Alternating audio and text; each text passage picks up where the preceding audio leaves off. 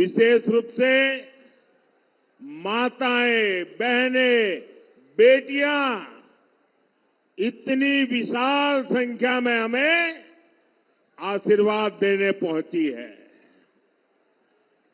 आपका यही आशीर्वाद जिसके कारण पूरा देश कह रहा है, फिर एक बार, फिर एक बार, फिर एक बार, एक बार आभार, एक बार आभार, एक बार आभार।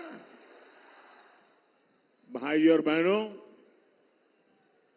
मैं अभी हेलीकॉप्टर से यहां जब बाय रोड आ रहा था, पूरे रास्ते भर ऐसा एक लग रहा था जैसे बड़ा रोड शो हो रहा है। ये आपका प्यार मेरे सर आंखों पर है। आज मैं सबसे पहले बंगाल की मुख्यमंत्री ममता दीदी का आभार व्यक्त करना चाहता हूं, क्योंकि 2019 में मैं इसी मैदान में सभा करने आया था, तो उन्होंने एक बड़ा मंच बीच में बना करके मैदान को बहुत छोटा कर दिया था, ताकि लोग मोदी को सुन न सके। और मैंने उस दिन कहा था कि दीदी आपने अच्छा नहीं किया, अब जनता आपको जवाब देगी, और आपने जवाब दे दिया।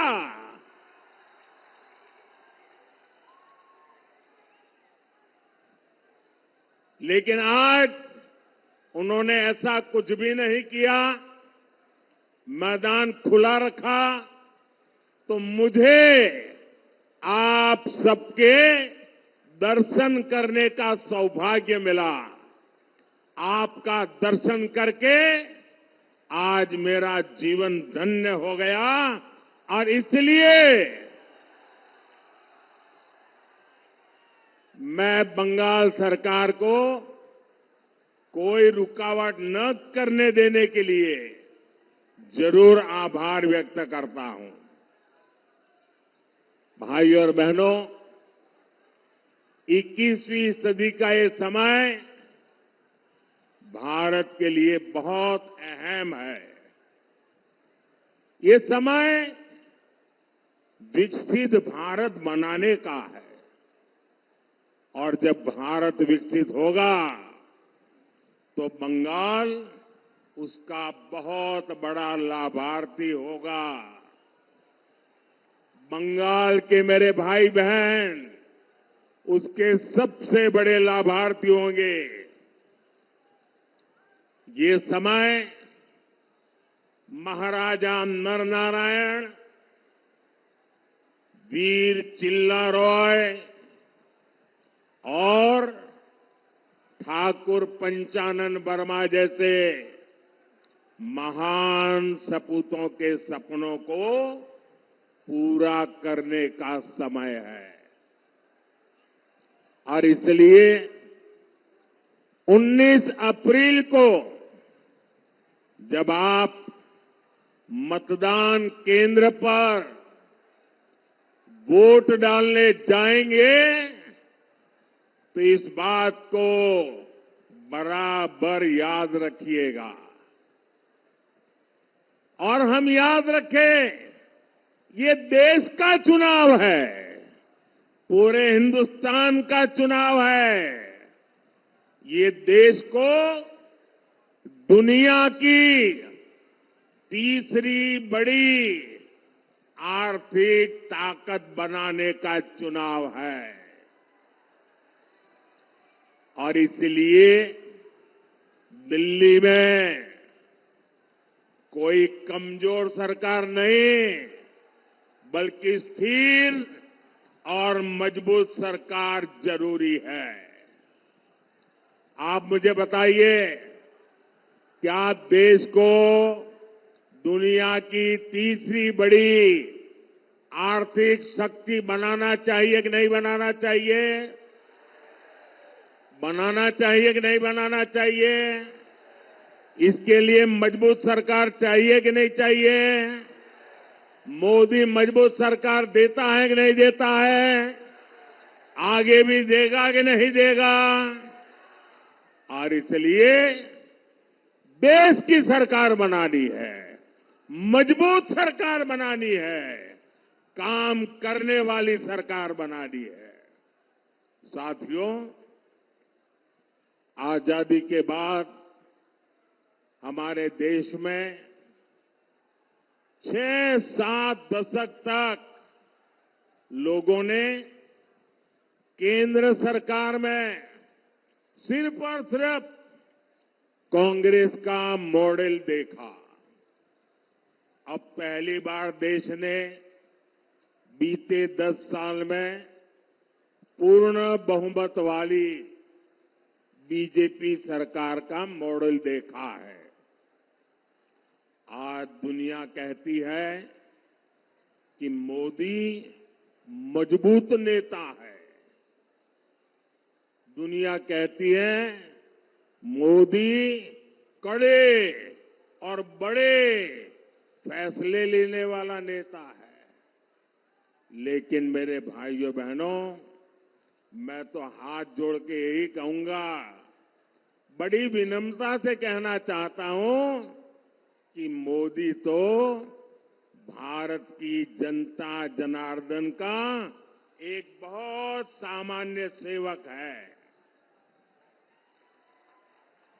मोदी कड़े और बड़े फैसले लेता है क्योंकि उसे 140 करोड़ भारतीयों के सपने पूरे करने हैं।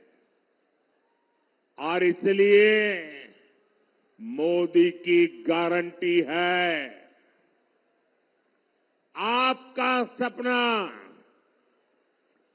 आपका सपना ही मोदी का संकल्प है। मोदी ने गरीब को उसका हक भी दिया और गरीब के वो लूटने वालों के खिलाफ कड़े और बड़े फैसले भी लिए।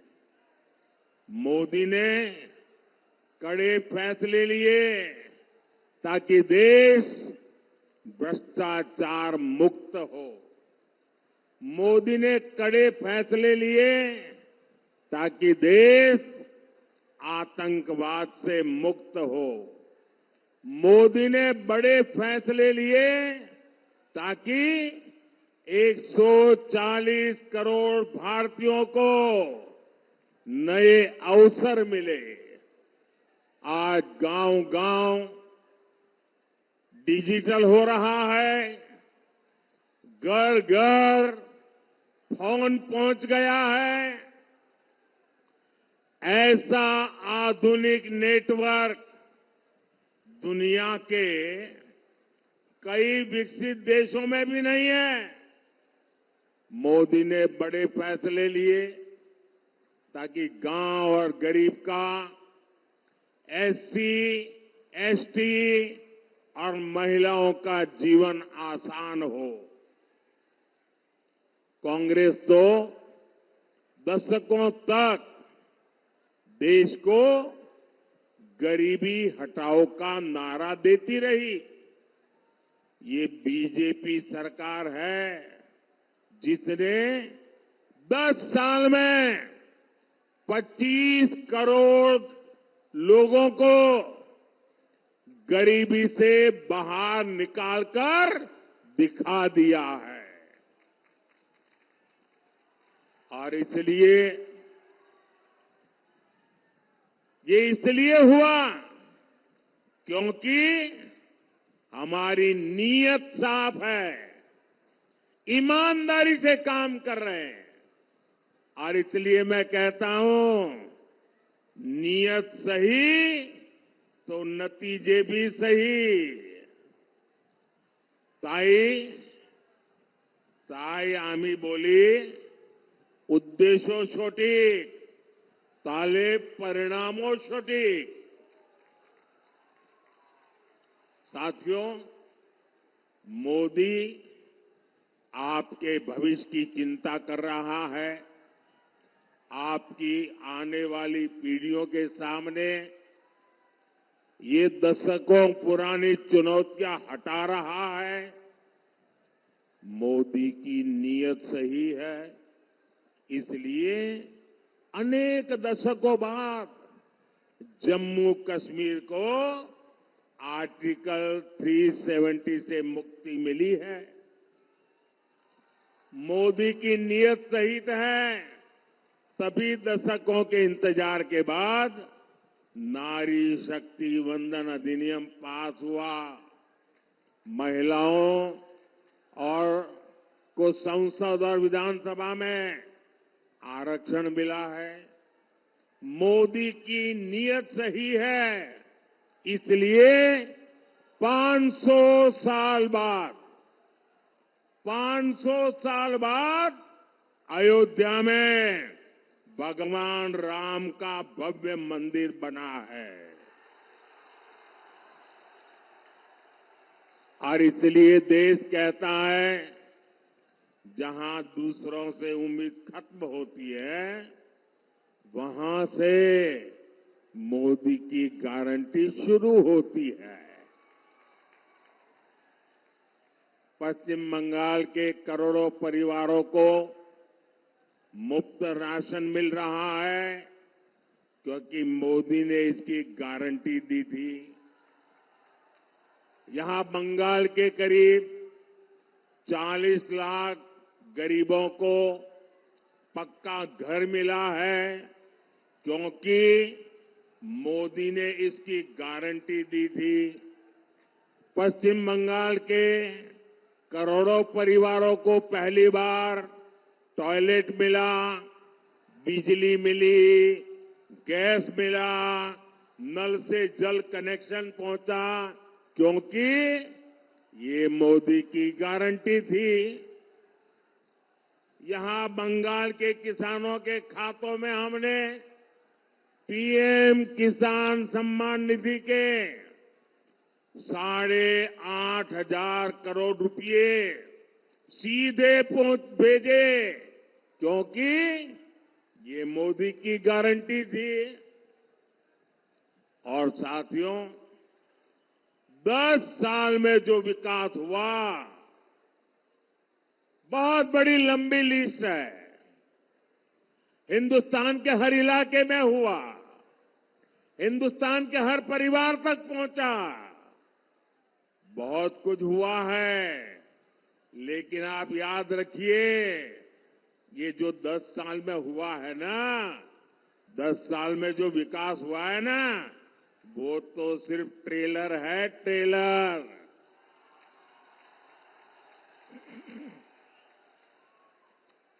दस बछोरे जा होलो ओटा ट्रेलर छिलो। अभी तो मुझे बहुत करना है। अभी तो हमें देश को बहुत आगे लेकर जाना है। अभी तो हमें पश्चिम बंगाल को बहुत आगे ले जाना है। मेरे विरोधी कहते हैं, मोदी का कोई परिवार नहीं है। अरे मोदी के लिए तो मेरा भारत मेरा परिवार है। मेरा भारत मेरा परिवार है। आप मुझे बताइए, आप भी मेरा परिवार है कि नहीं है? आप भी मेरा परिवार है कि नहीं है? आमार भारत आमार परिवार। भाई और बहनों, बंगाल के विकास के लिए यहां बीजेपी का मजबूत होना बहुत जरूरी है। बीजेपी ही है जो यहां माताओं बहनों पर होने वाले अत्याचार को रोक सकती है। पूरे बंगाल ने, पूरे देश ने देखा है कि कैसे टीएमसी सरकार ने संदेश खाली के गुनहगारों को बचाने के लिए पूरी ताकत लगा दी। संदेश खाली की महिलाओं के साथ जो हुआ वो टीएमसी के अत्याचार की पराकाष्ठा थी।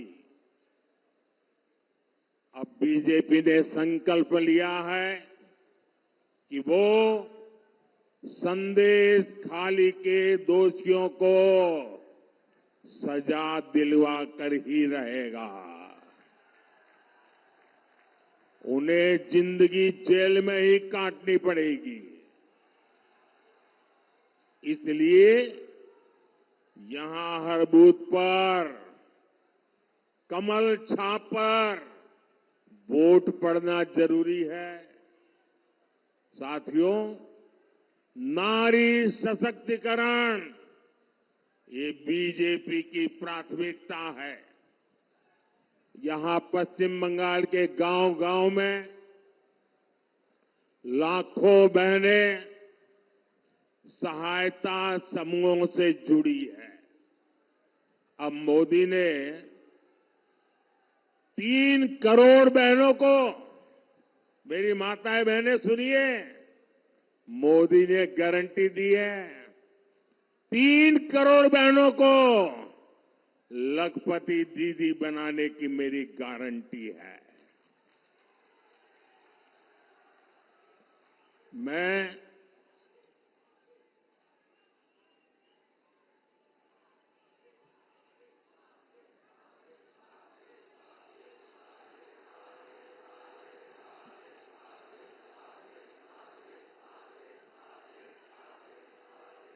आपका ये प्यार, आपका आशीर्वाद, आपका उत्साह पूरा देश देख रहा है। ये बंगाल का मिजाज पूरा देश देख रहा है।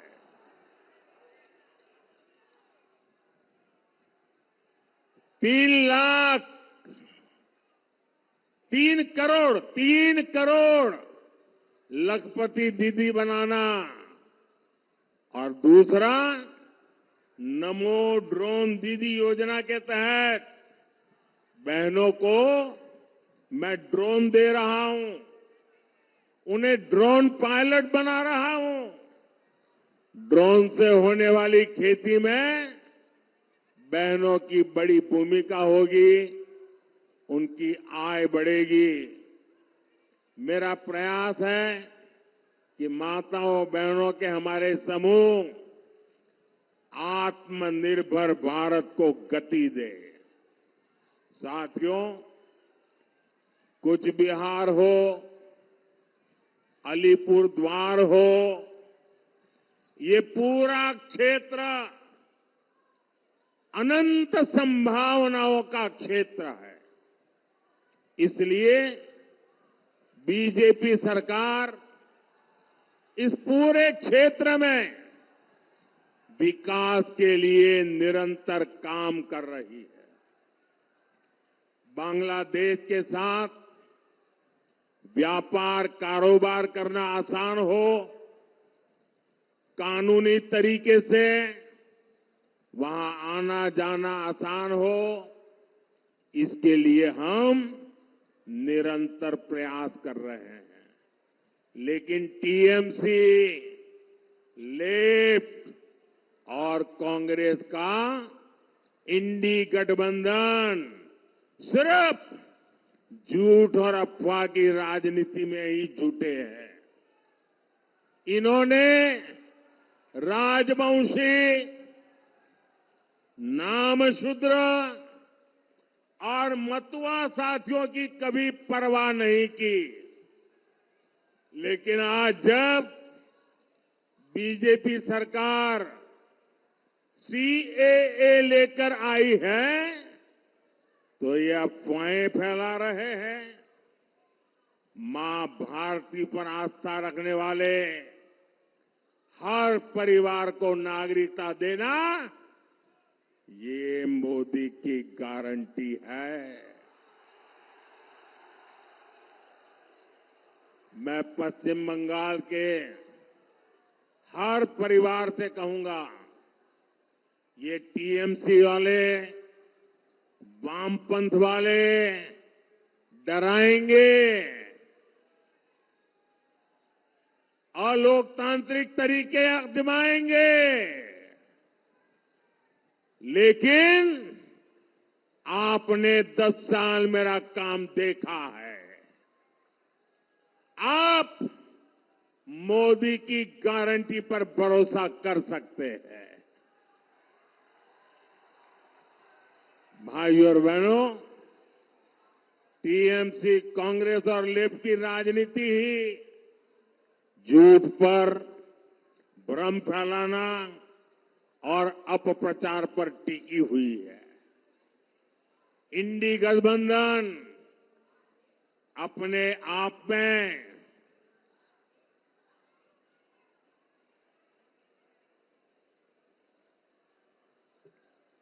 झूठ और भ्रम का प्रत्यक्ष उदाहरण है।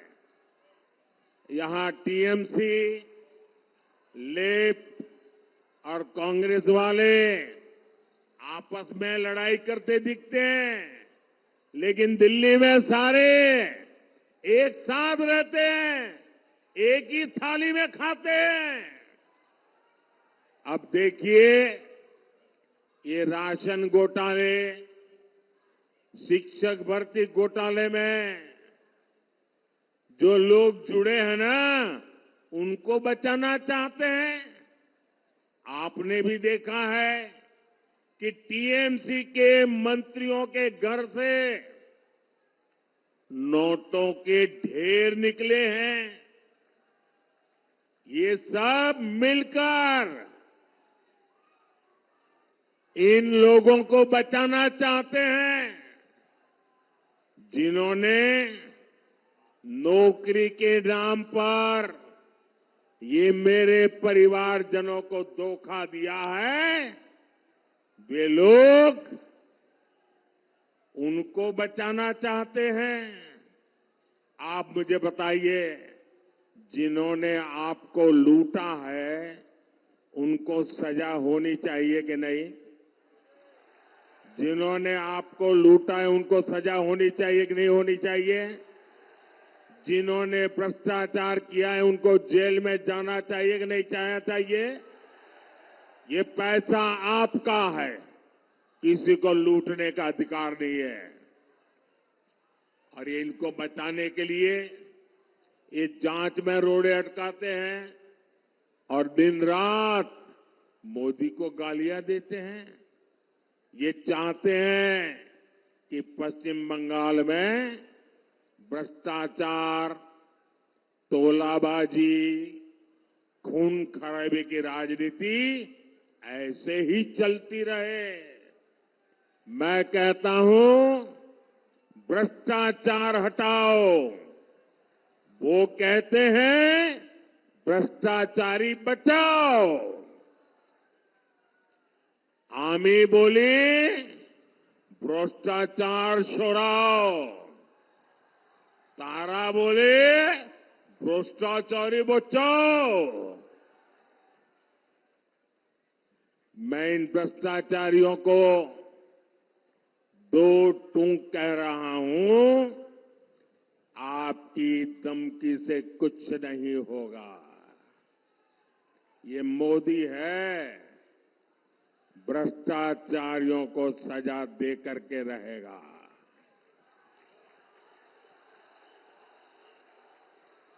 और बंगाल के मेरे भाइयों बहनों, आने वाले 5 वर्षों में भ्रष्टाचारियों पर और कड़ी कार्रवाई होगी। भाइयों और बहनों, इन चुनावों में टीएमसी को कड़ा संदेश देना बहुत जरूरी है। मैं बंगाल की जनता के लिए जो भी योजनाएं लाता हूं, यहां की सरकार उसे यहां लागू ही नहीं होने देती। टीएमसी ने आयुष्मान भारत योजना को रोका है। अब ये आयुष्मान योजना ऐसी है कि मान लीजिए आप किसी कारण से मुंबई गए और वहां बीमार हो गए, अगर आयुष्मान कार्ड होगा ना तो मुंबई में भी आपकी मुफ्त में इलाज होगा। आप चेन्नई गए और कुछ हो गया तो वहां भी आपका इलाज होगा। लेकिन वो काम ये टीएमसी सरकार करने नहीं देती है। यहां अगर ये योजना होती तो दूसरे राज्यों में इलाज के लिए जो मरीज जाते हैं उनको भी 5 लाख रुपए तक का मुफ्त इलाज मिलता। बीजेपी सरकार की पहचान मेडिकल कॉलेज और एम्स बनाने वाली सरकार की है। हम देश के हर जिले में कम से कम एक मेडिकल कॉलेज बनाने पर बल दे रहे हैं। लेकिन टीएमसी सरकार ये भी करने नहीं देती। पूरे देश में गांव की सड़क, नेशनल हाईवे, आधुनिक रेलवे, एयरपोर्ट, हर क्षेत्र में अभूतपूर्व काम हुआ है। लेकिन पश्चिम बंगाल को रिकॉर्ड पैसा देने के बावजूद टीएमसी सरकार की रोकटोक से प्रोजेक्ट समय पर पूरे नहीं हो पाते। साथियों, देश को तीसरी बड़ी आर्थिक शक्ति बनाने में टूरिज्म की भी बहुत बड़ी भूमिका होने वाली है। ये क्षेत्र टूरिज्म का बहुत बड़ा केंद्र बनने जा रहा है। देश आज स्पोर्ट्स की नई क्रांति की तरफ बढ़ रहा है। इसमें भी क्षेत्र की बड़ी भूमिका मैं देख रहा हूं। बीजेपी ही है जो राजवंशी परंपरा को, भाषा संस्कृति को, अपने महापुरुषों को सम्मान दे सकती है। बीजेपी ही है जो चाय बागानों में काम करने वालों के कल्याण के लिए काम कर सकती है। इसलिए 19 अप्रैल को भारी संख्या में मतदान करना है। कूच बिहार में श्री निशित प्रामाणिक जी और अलीपुर द्वार में श्री मनोज तिग्गा जी को भी भारी मतों से विजयी बनाना है। हमारे निशित जी ने लगातार बंगाल की आवाज उठाई है। आपको उन्हें फिर से रिकॉर्ड मतों से जिताकर लोकसभा भेजना है। और मैं आपसे 2 बातें करना चाहता हूं। गर्मी बहुत होगी, कितनी ही गर्मी क्यों न हो, सूरज निकलते ही तुरंत मतदान के लिए चल पड़े। सुबह सुबह ही मतदान कर दें। और दूसरा, ये टीएमसी के गुंडे आपको वोट देने से रोकते हैं। पूरी हिम्मत के साथ खड़े हो जाइए। इस बार इलेक्शन कमीशन बहुत जागरूक है। आपके एक एक वोट की ताकत वो समझता है और इसलिए नीडर होकर वोट देने के लिए निकलना है। मेरा एक काम करेंगे, आप लोग मेरा एक काम करेंगे, पक्का करेंगे। जरा अपना मोबाइल फोन निकाल करके फ्लैश लाइट चालू कीजिए। सब अपना मोबाइल निकाल करके जरा फ्लैश लाइट चलाइए। फिर मैं बताता हूं क्या काम करना है। आप अपना मोबाइल का फ्लैश लाइट चालू कीजिए साहब। अच्छा, मेरा एक काम करेंगे,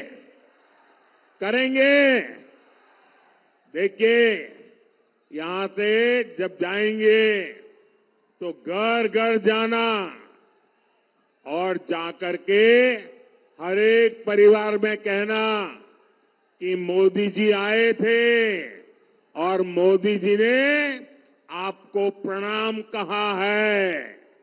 ये मेरा संदेश दे देंगे, मेरा प्रणाम घर घर पहुंचाएंगे। मेरे साथ बोलिए भारत माता की, भारत माता की, भारत माता की। बहुत बहुत धन्यवाद।